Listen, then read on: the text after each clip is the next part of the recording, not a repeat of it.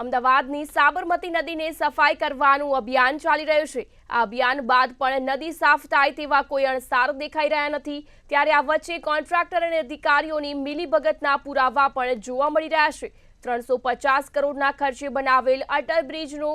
Day bridge નદીમાં જ નાખવામાં આવ્યો હતો। આ ડે બ્રિજ અટલ બ્રિજના કોન્ટ્રાક્ટરોએ સાફ ના કર્યા હોવાના સ્થાનિકોએ આક્ષેપ કર્યા હતા। આ સાથે જ ડે બ્રિજને સાફ કરવાની જગ્યાએ હવે તેને લેવલ કરવામાં આવી રહ્યું છે।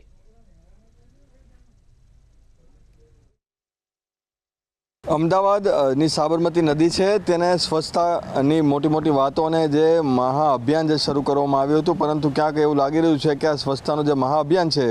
તે ઘણા બધા વર્ષો વીતી જશે તો પણ નહીં થાય, કારણ કે જે પ્રમાણે 350 કરોડ રૂપિયાના ખર્ચે જે અટલ બ્રિજ બનાવવામાં આવ્યો હતો, જે તે સમયે જે ટેન્ડર આપવામાં આવેલું હતું, ત્યારબાદ જે કામગીરી જે કરવામાં આવેલી હતી તે કામગીરીની અંદર જે આ નીચે જે ડેબ્રિજ નાખવામાં આવેલો છે, જે તે કામગીરી સમયે જે વધારાનો કચરો જે નાખવામાં આવેલો હતો તે સાફ થયો ન હતો, અને જે સાફ ના થયો હોવાના લીધે આ તમામ જે ડેબ્રિજ જે છે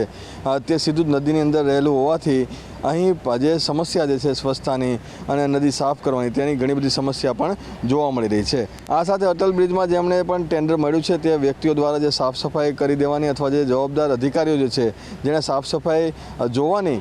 તમામ જે નજર આખા પ્રોજેક્ટ ઉપર રાખવાની હોય છે, તેઓએ પણ જ્યારે પોતાને કામની અંદર બે જવાબદાર હોવાના લીધે આ તમામ જે ડેબ્રિજ જે છે તે અત્યારે એમનો પડ્યો છે। હવે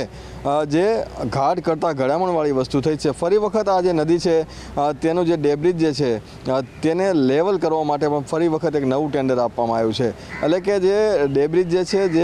જે ઢાળ થઈ ચૂક્યો હતો તેને હવે ધીરે ધીરે લેવલિંગ કરવાનું કામ, નદીની અંદર લેવલિંગ કરવાનું કામ છે તે હાથ ધરવામાં આવ્યું છે। નદીની આપ ફરતે આપ જોઈ શકશો તમામ જગ્યાઓ પર પાણી પણ દેખાઈ રહ્યું છે, અને સાથે ઘણો બધો કચરો છે, સિમેન્ટના રોડા અને એવું પણ છે, અને સાથે જ અહીં જે રિવર ક્રૂઝ જે છે તે ક્રૂઝ અહીંથી પસાર થઈ શકે સારી રીતે, તે માટે પણ આજે લેવલિંગ થતું હોવાની પણ સ્થાનિક છે